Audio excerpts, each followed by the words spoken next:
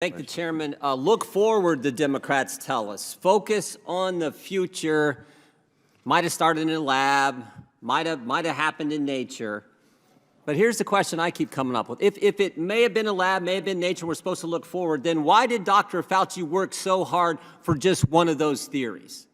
Why was it so important to push one over the other? Dr. Barra said, oh, we should entertain all hypotheses. Dr. Fauci had his hypothesis, how this started. We should entertain all of them. But that's not what happened.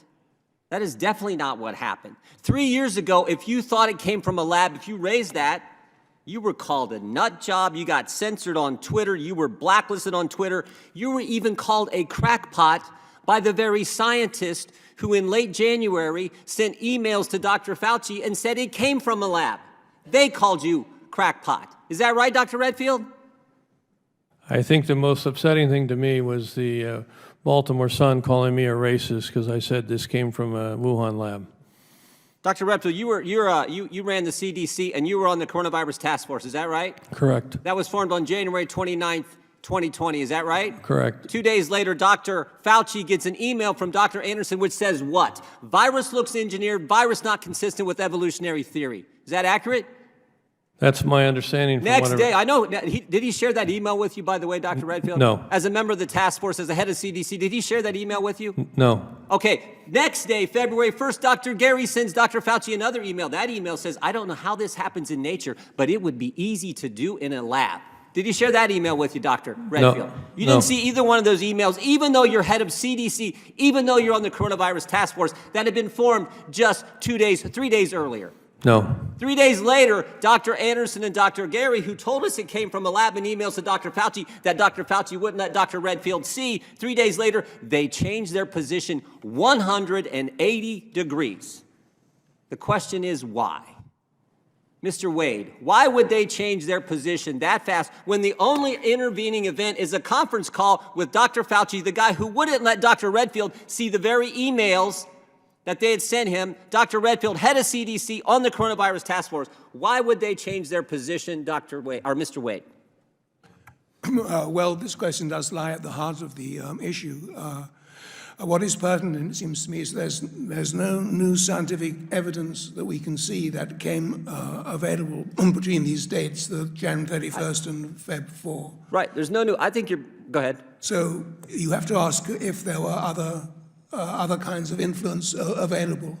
Now, it is true that Dr. Fauci and Dr. Farah in London were very powerful research officials, and between them they controlled... I read your testimony, I saw that. Yeah. So... Why don't you cut to the chase and tell them what you really think was the reason? I don't know what the reason was. I know what it was. Well, no, go ahead. I'll let you say it because I read your testimony. I think you said it in your testimony too. Maybe you're reluctant to say it here, but go ahead. Well, if you're looking at the timeline, on May 21st, just a few weeks after the Nature Medicine article had come out, two of the signatories of the original email to Dr. Fauci, that's Dr. Anderson and Dr. Gary, were awarded a $9 million grant for the... So there's 9 million reasons why they changed their mind. I knew you'd get to it. I read that last night.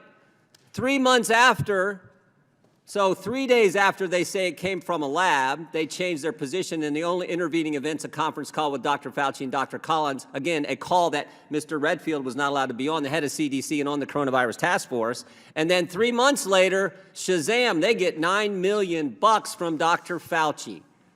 Well, isn't that something?